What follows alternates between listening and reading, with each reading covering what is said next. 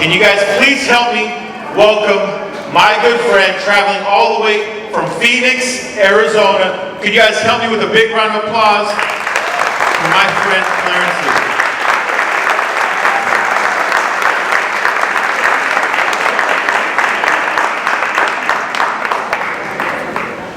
Before I talk, I have to mention something that happened before we got over here.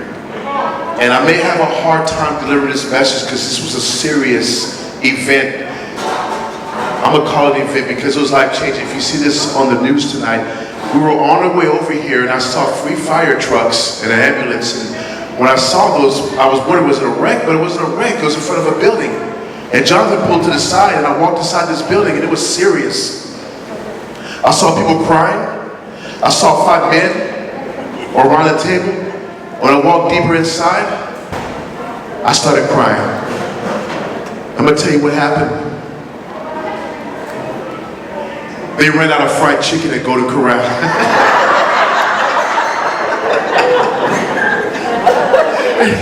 Everybody say hungry.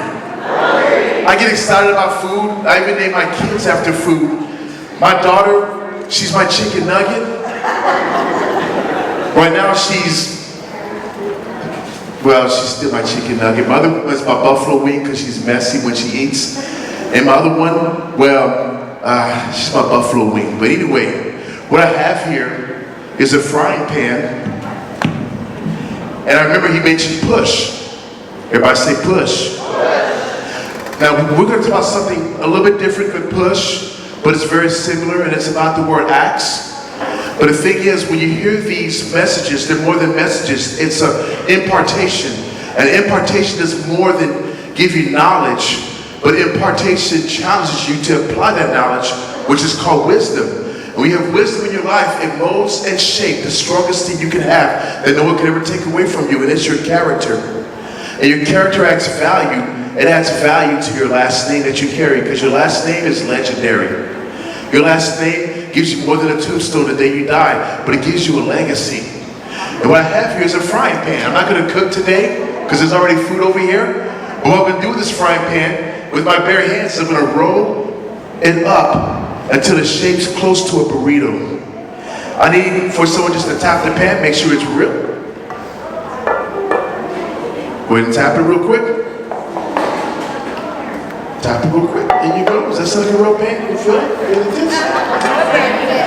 All right. I forgot what brand it is. Musa, something like that. I can't pronounce it. But anyway, now, do me a favor. When you go home, don't try this. I'm a trained professional. Most of the time, I know what I'm doing. But anyway, I'm going to give this a try. Everybody say push. Everybody say push. Everybody say si se puede. Si se puede. Okay, I need you to give me a hand clap real quick. So I can do this.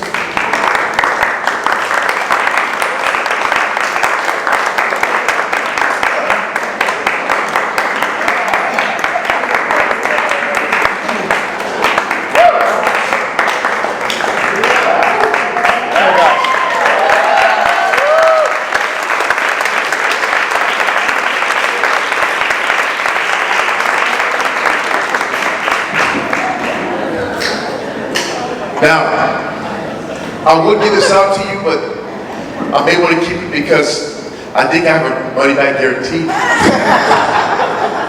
But it looks like a burrito cooker, doesn't it? It's pretty cool. I'm going to put this to the side right here.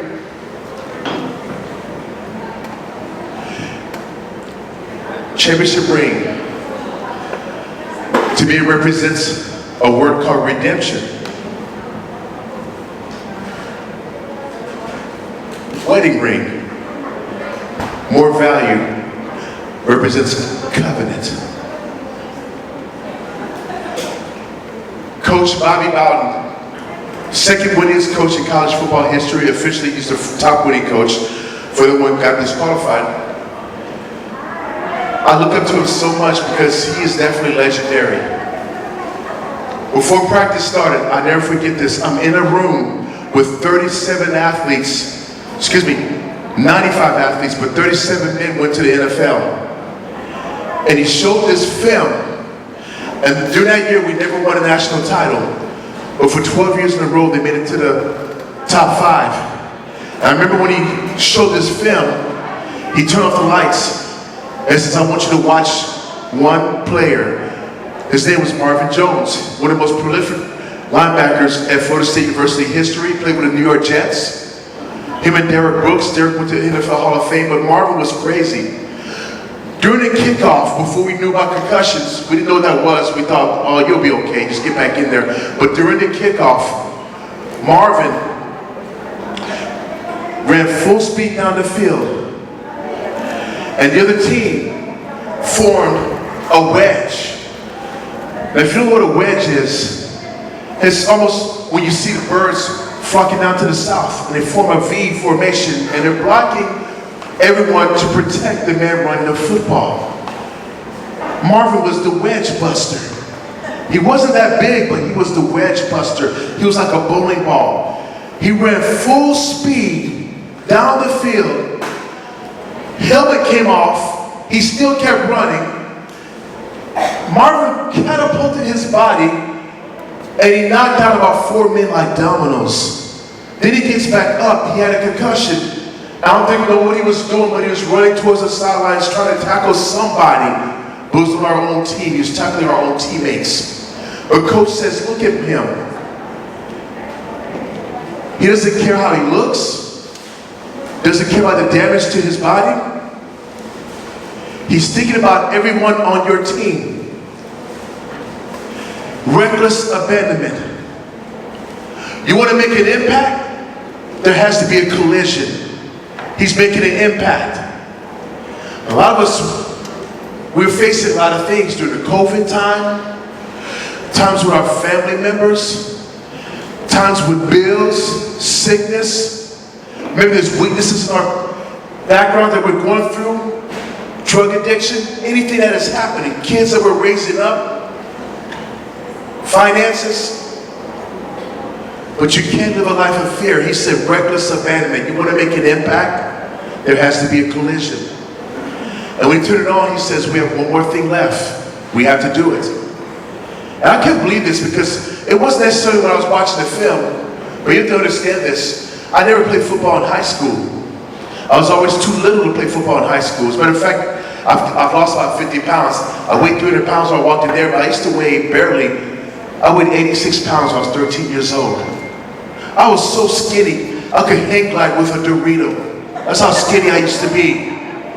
Never played in high school.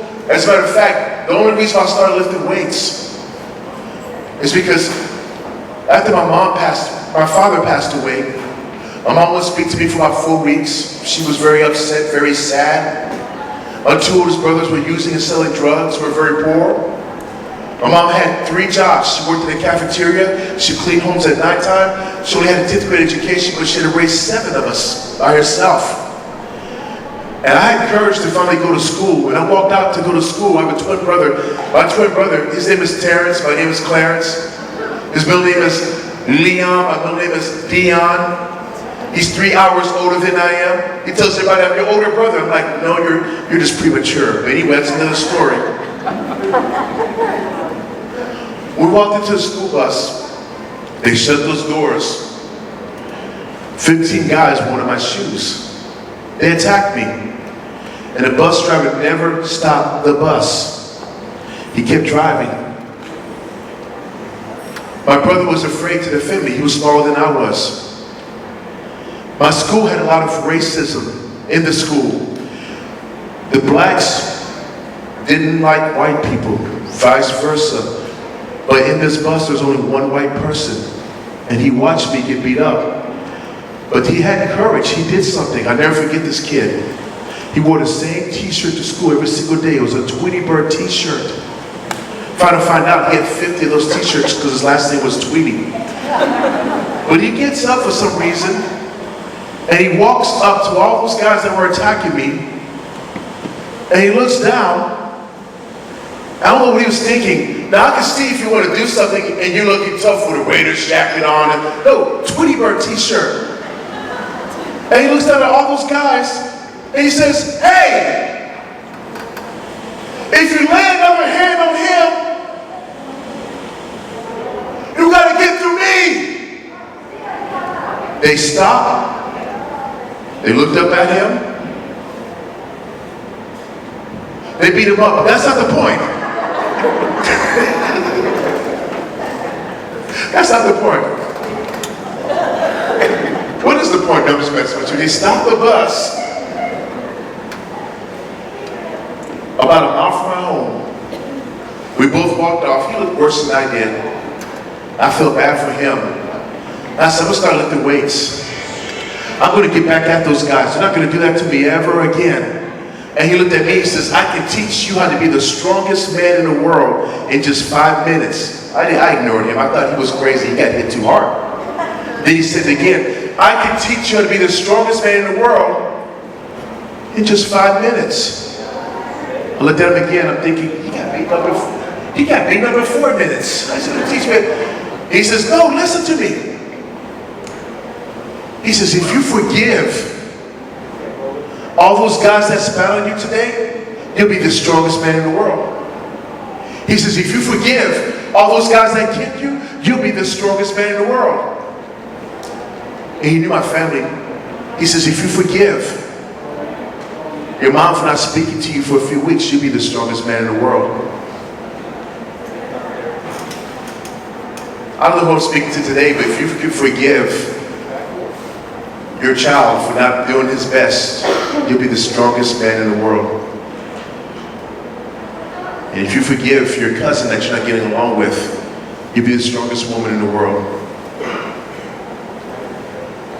There's a difference between sight and vision. When you see things as you are, you're functioning with your eyes. But vision is a function of the heart.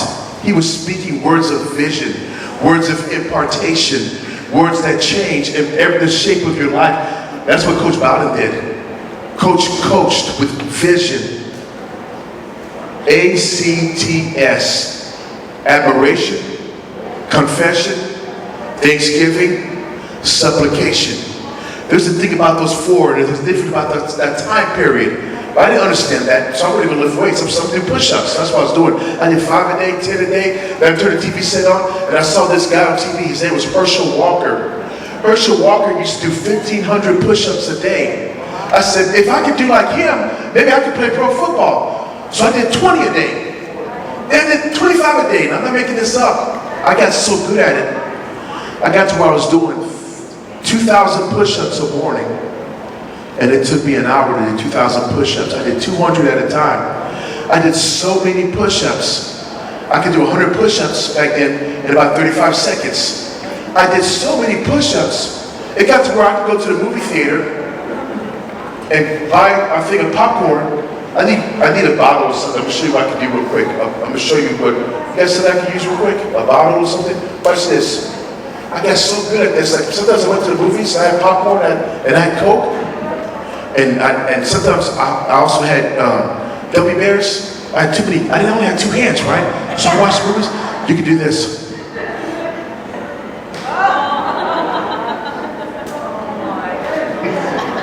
Everybody say push.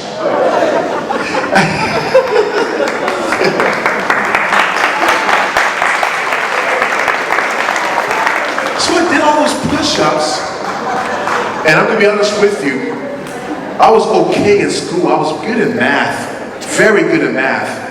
My dad made it to where I was good in math because when I was a kid, he would take me to the grocery store, even at the age of 4, and, okay, I'll be guilty. I used to love the Big Mac. He said, if you can count all the items in that box in the grocery basket and do the sales tax, this is at the age of 4, I'll get you a Big Mac. And he taught me how to do the sales tax. So I was good in math. And I ate a lot of Big Macs. I was good. I was okay in English, okay in science. I was very good at math. I went to a junior college, but I still told everybody I was going to play football one day. I kept doing those push-ups, worked at a grocery store. And then I had a friend. Remember the one that got beaten up for me? He was still wearing his Tweety Bird t-shirt. He moved all the way to Florida, but he joined the Navy. Now he was 140 pounds, but he's 6 feet 6 inches tall. That's skinny. His head was big, so he's like a spoon. You know how spoons look when you walk like this, your head tilts. he was skinny. And he comes all the way to my house, and he writes me letters. He says, are you still doing push-ups? I need to do push-ups. I'm joining the Navy. But I didn't realize he was also going to college. He was the equipment manager to my favorite college football team, Florida State University. That was 500 miles away from my house. The way they became my favorite is I used to sell peanuts at their football games over at University of South Carolina, and Florida State came to visit. And when I went to that game to sell peanuts, they had this athlete, his name was Deion Sanders. He was 19 years old. He scored 4 touchdowns. He was on defense in one game. Now, I made a mistake during that game. I forgot to sell the peanuts, but I ate them, and I drank the Coke, so I didn't have that job for too long. Long story short, that was why that was my favorite school. He became the equipment manager at Florida State University. So he comes to my house. He says, do you want to still play football? And I was lifting weights and doing push-ups. And he says, why don't you just come in my car, and I'll drive you all the way to Florida. I'll sneak you into my family's house, but I need for you to help me lift weights and get stronger. I'm the equipment manager also at Florida State University. He was in the military reserves. I'll sneak you to the weight room every morning. I thought he was crazy. All I had was $19 in my pocket. I said, I'm going to do this. So here I am with 19 bucks. It didn't last long because every exit there was a Popeye's fried chicken, so it left. And when I went to his house, he stuck me in there every morning at 2 o'clock. And I would go in there every morning, I would train, and then I would leave when the athletes came. Then I came back in there, and every morning watched his athletes train, and coach would give them a speech. And then I left again. I came back. But then Deion Sanders showed up on the 3rd month. And when he showed up, I forgot to leave because he was playing for the Falcons. I wanted his autograph. When I came home, I'll never forget this. I turned the TV set on to watch the interview. They didn't show Deion. I remember it was like it was yesterday because I had 5 buffalo wings, a turkey sandwich, and a glass of Kool-Aid, but I was watching the TV set. They didn't show Deion. They showed me. They told everybody I'm the strongest man ever to play for Florida State University. I broke Ron Simmons' bench press record. I'm going to help them with the goal line defense win their first national. I wasn't even a student. How did they know my name? And then they showed me working out. I said, I'm going to go to jail. I showed up. And they didn't. Okay. Coach gave me a call. I think it was him. He said, Coach Bobby Bowden wants to meet you. I said to myself, he's going to put me in jail. So I had to find something. I said, maybe if I told him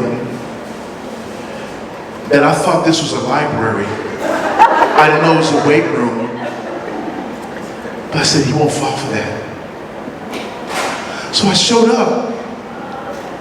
And Coach laughed at me. In my mouth, Coach says, I already know who you are. I've watched you for 3 months on a surveillance camera. All the guys think you're homeless. They watch you. Some of the guys try to feed you. I don't let them feed you because it gets college football rules. One guy had a pot of cornbread from his grandma. I wouldn't let him give it to you. Coach says, but they're all doing push-ups.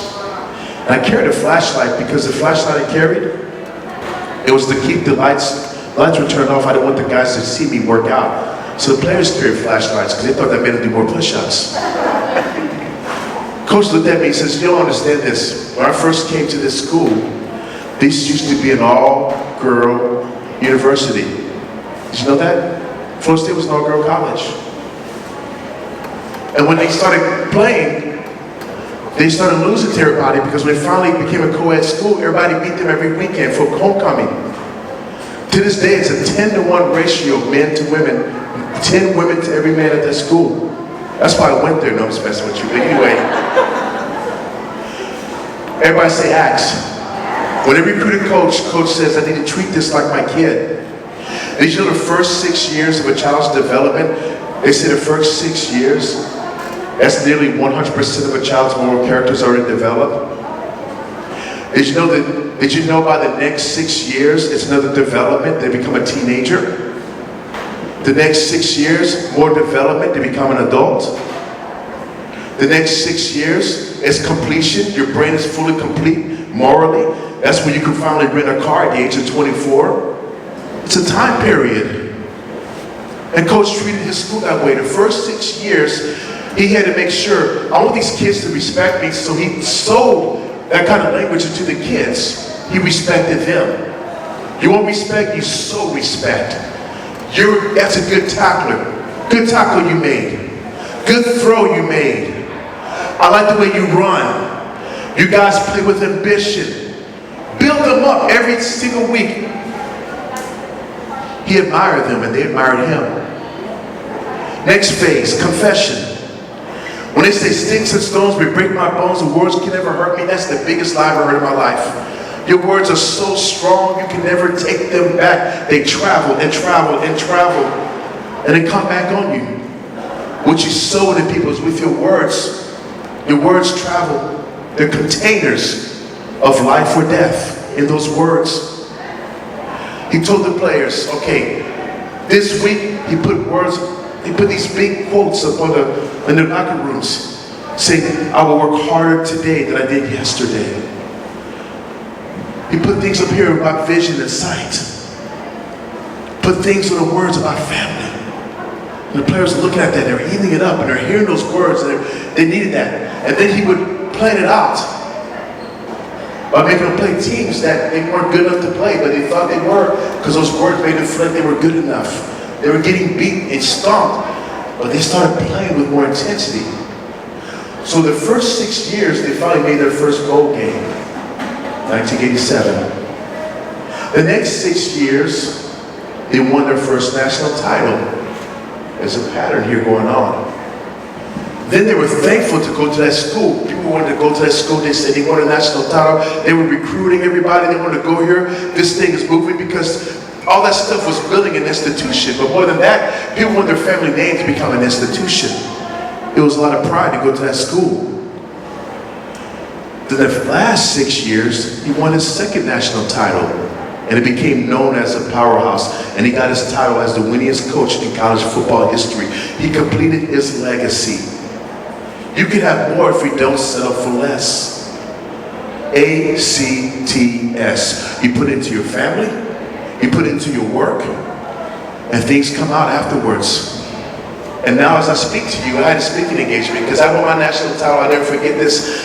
Coach used to pull me out of practice every single morning. And I got angry when he pulled me out of practice early. And I said, Coach, why do you keep pulling me out of practice? He kept pulling me out and pulling me out. And made me watch speaking engagements. And finally I asked Coach, I said, Coach, why do you keep pulling me out? Because Coach says, I think you have a calling in your life to be a speaker. I thought he was trying to tell me you're not a good football player. And I didn't realize that the coaches that he coached wrote books. A lot of players that he coached, some become ministers, some became politicians, a lot become business owners. Coach says, I want more than a football team. While I'm on this earth, I'm creating something that will change this entire community. I'm changing my community. I want my name to be a legacy. Loudon, your name needs to be legendary. And it's things you put forth into your work. It's no longer your work. It's your identity. There's a difference between job and work. You can retire from your job, but you can't retire from your work because your work is who you are. Effort, excellence, education. And when I finally became a speaker after my football career, I was getting ready to leave to go to Turkey to speak to some military troops. That's funny that you guys are eating turkey, but I was going to go to Turkey. And before I left to go to the speech, I got a phone call. And I found out that my mom passed away.